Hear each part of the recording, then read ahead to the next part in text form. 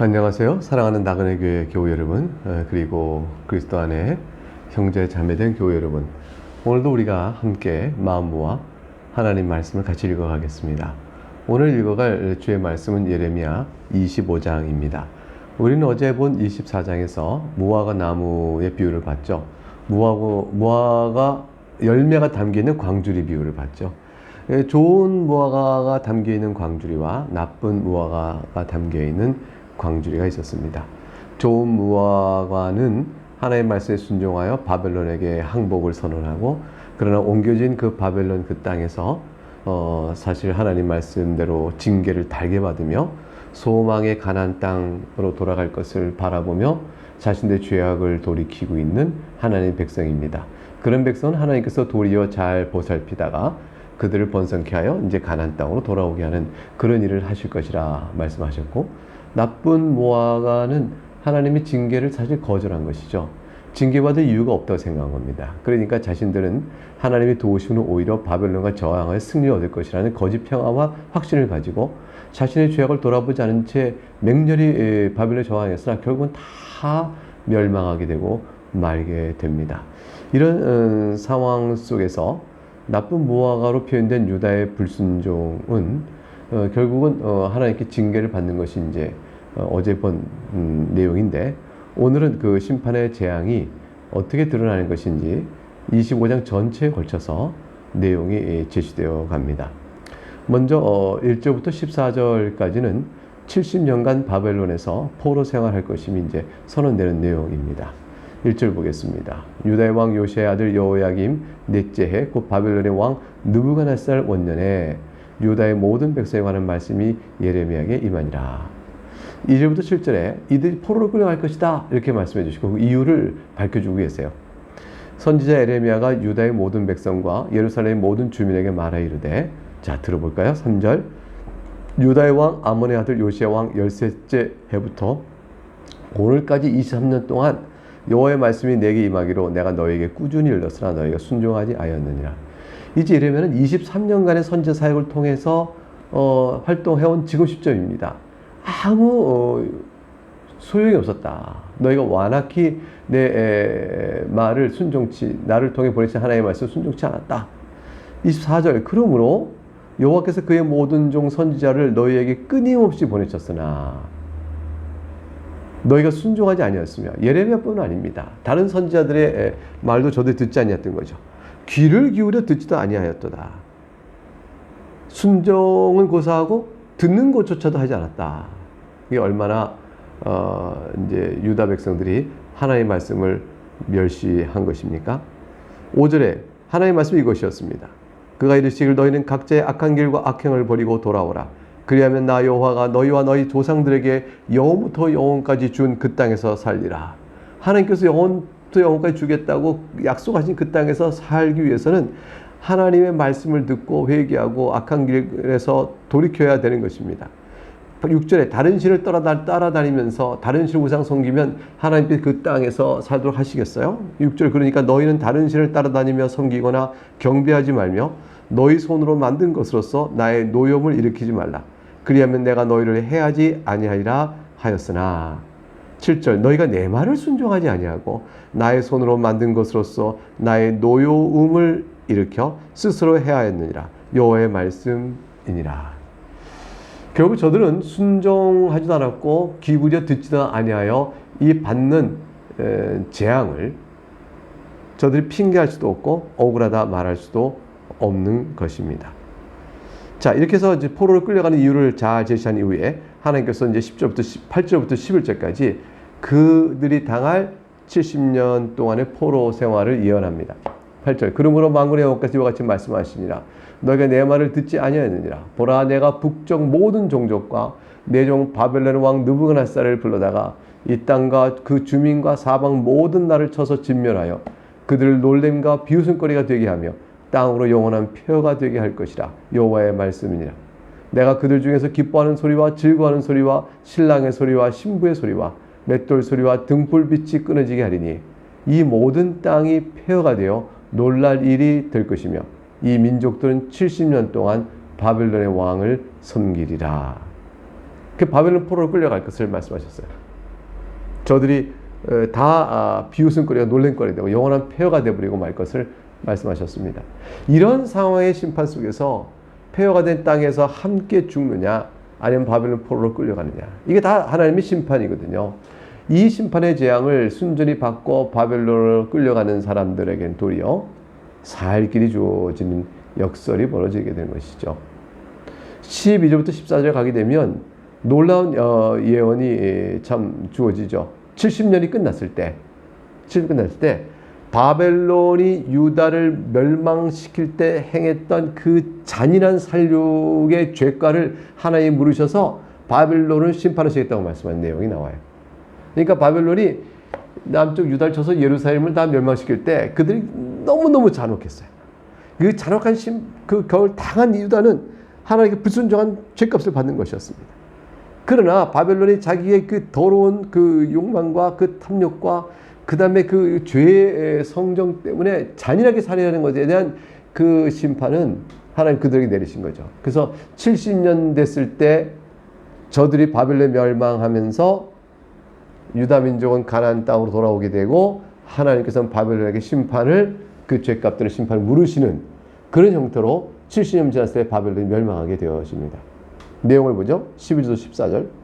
여호와의 말씀이니라. 70년이 끝나면 내가 바벨론의 왕과 그의 나라와 갈대인의 땅을 그 죄악으로 말미암아 벌하여 영원히 폐허가 되게 하되 내가 그 땅을 향하여 선언한 바 곧 예레미야가 모든 민족을 향하여 예언하고 이 책에 기록한 나의 모든 말을 그 땅에 임하게 하리라. 그리하여 여러 민족과 큰 왕들이 그들로 자기들을 섬기게 할 것이나 나는 그들의 행위와 그들의 손이 행한 대로 갚으리라. 70년이 끝나면 바벨론을 벌하여 폐허가 되게 하겠다 하셨어요. 그 땅을 향하여 선언한 바, 예언한 내용이 반드시 이루어질 것이라 말씀하셨어요. 그럼 어떻게 됩니까? 바벨론을 멸망시킨 메대와 바사, 이건 바벨론보다 영광이 떨어져요. 그러나 메대와 바사 연합해서 바벨론을 쳐버립니다. 이건 하나님의 심판이 내려진 거죠. 뿐만 아니라 메대와 바사 외에 연합군이 바벨론을 치는데, 그래서 그 14절에 여러 민족과 큰 왕들이 그들로 자기들을 섬기게 할 거예요. 그들로 하여금 바벨론 하여금 연합국가 여러 왕들이 바벨론으로 자기들을 섬기라, 이렇게 얘기해요. 그러니까 그들 정복한 것이죠. 이것이 바로 하나님께서 그들의 행위, 즉 바벨론 제국의 행위와 그들의 손이 행한 대로 갚으시는 공의의 심판입니다. 그리고 하나님께서 15절 16절에는 이제 하나님의 진노의 심판이 바벨론뿐 아니라 열방들의 죄악대로 심판이 나갈 거예요. 15, 16절에 보게 되면 진노의 잔을 전달하라고 명령하세요. 15절 이스라엘 하나님 여호와께서 이같이 내게 이르시되 너는 내 손에서 이 잔의 진노의 술잔을 받아가지고 내가 너를 보내는 바 그 모든 나로 하여금 마시게 하라. 진노의 잔을 마시면 뭡니까? 하나님의 재앙의 심판을 받는 거죠. 그들이 마시고 비틀거리며 미친 듯이 행동하리니, 이건 고통 속에서 진노의 잔을 먹고 감당할 수 없어 고통 속에서 비틀거린 겁니다. 왜냐하면 그 16절 이하의 설명이 나와요. 이는 내가 그들 중에 칼을 보냈기 때문이라 하시기로, 하나님께서 죽음을 보내신 거죠. 그래서 이제 그 예레미야가 유다에서부터 세상까지 주변의 모든 열방들에게 하나님이 내신 진노의 잔을 같이 전달하는 내용이 26절까지 이어져 나옵니다. 내용을 볼까요? 17절 내가 여호와의 손에서 그 잔을 받아서 여호와께서 나를 보내신 바 그 모든 나라로 마시게 하되 예루살렘과 유다 성읍들과 그 왕들과 그 고관들로 마시게 하였더니 그들이 멸망과 놀램과 비웃음과 저주를 당함이 오늘과 같으니라. 또 애굽의 왕 바로와 그의 신하들과 그의 고관들과 그의 모든 백성과 모든 섞여 사는 민족들과 우스 땅의 모든 왕과 블레스 사람의 땅 모든 왕과 아스글론과 가사와 에그론과 아스돗의 나머지 사람들과 21절 에돔과 모압과 암몬 자손과 22절 두로의 모든 왕과 시돈의 모든 왕과 바다 건너쪽 섬의 왕들과 23절 드단과 데마와 부스와 살적을 깎은 모든 자와 아라비아의 모든 왕과 광해에 섞여 사는 민족들의 모든 왕과 시므리의 모든 왕과 엘람의 모든 왕과 메대의 모든 왕과 26절 북쪽 원근의 모든 왕과 지면에 있는 세상의 모든 나라로 마시게 하니라. 세상 왕은 그 위에 마시니라. 모든 열방들에게 다 진노의 잔을 돌려줘서 그들의 악대로 하나님의 공의 심판을 다 내리실 것이고 마지막에는 바벨 세상 왕에게 마시게 하겠다고 했어요. 세상 왕은 바벨론 왕을 가리킵니다. 왜냐하면 이제 세상은 바벨론이 섬기는 여신의 하나의 이름이거든요. 그러니까 이제 세상 왕이다. 이것은 바벨 섬기는 여신의 이름을 딱 그 왕이다. 그러니까 바벨론 왕이죠. 또 재미난 것은 세상이라는 단어를 히브리어로 읽을 때 그 단어의 순서를 대칭적으로 치환해서 읽으면 세상이라는 단어가 그 바벨론이라는 자음의 내용으로 이렇게 연결됩니다. 그러니까 세상이라는 것으로 비밀 속에 표현했지만 실상은 단어의 대칭적 구조를 따라가 보면 바벨론이라고 나올 수 있겠죠. 특별히 또 이제 예레미야 51장에 가게 되면 이 세상 왕의 멸망과 바벨론 멸망이 나란히 병렬돼 나와요. 그래서 세상 왕이 고 바벨론 왕인지 바로 알 수 있습니다. 그러니까 하나님께서 열방의 진노의 잔을 먹으라는 것은 바벨론이 한 악한 뿐 아니라 이 세상의 크고 작은 모든 열방들이 다 하나님의 진노의 잔을 받을 만큼 악하다는 것이에요. 이 세상이 악하다는 것을 의미하는 것이죠. 세상 가운데서 스스로 하나님의 진노의 잔을 피할 수 있는 자는 아무도 없는 것입니다. 그래서 27절과 29절에 이 진노의 잔을 하나님 내리신 진노의 잔을 피할 수 있을까? 없다라는 게 선언되어집니다.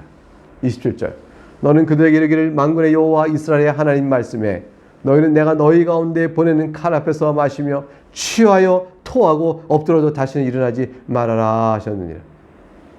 28절 그들이 만일 내 손에서 잔을 받아 마시기를 거절하거든 너는 그들에게 이르기를 만군의 여호와께서 말씀하시기를 너희가 반드시 마셔야 하리라. 하나님의 진노의 잔은 피할 수가 없는 것입니다.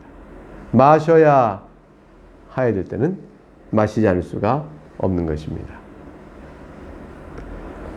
29절 보니까 보라 내가 내 이름을 일컬음 받는 성에서부터 재앙 내리기 시작했은즉 누가 능히 너희가 어찌 능히 형벌을 면할 수 있느냐 면하지 못하리라. 이는 내가 칼을 불러 세상의 모든 주민을 칠 것임이라 하셨다 하라. 만군의 여호와의 말씀이니라. 그러니까 하나님께 나가 회개하고 엎드린 자 외에는 생명의 길을 갈 수가 없습니다. 지금 이제 이렇게 된 상황 속에서 형벌을 면할 수 없는 유다의 이 끔찍한 형편들이 열방들을 향한 심판의 선언에 의해서 이어져 나오게 되어집니다. 이제 30절, 31절에 큰 소리 집행을 선언하는 말씀이 이어져 나오는 것이에요.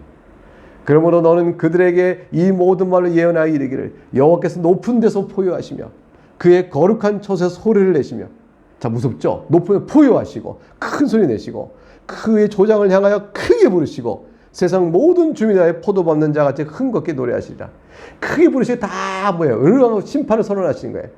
너희가 심판을 당하겠다. 너희가 회개치 않냐. 너희가 너희에게 심판을 내리겠다는 그런 하나님의 무서운 진노의 음성이 나오고 세상 모든 주민들에 대하여 포도 밟는 자같이 흥겁게 노래하시라는 것은 포도 밟는 같이 공의 심판을 행하심으로 하나님의 즐거움을 하나님의 공의 만족이 이루어질 것을 의미하는 것이죠. 31절 요란한 소리가 땅 끝까지 이르면 여호와께서 문민족과 다투시며 모든 육체를 심판하시며 악인을 칼에 내어 주셨음이라. 여호와의 말씀이니라. 하나님을 대항할 자가 누가 있어요?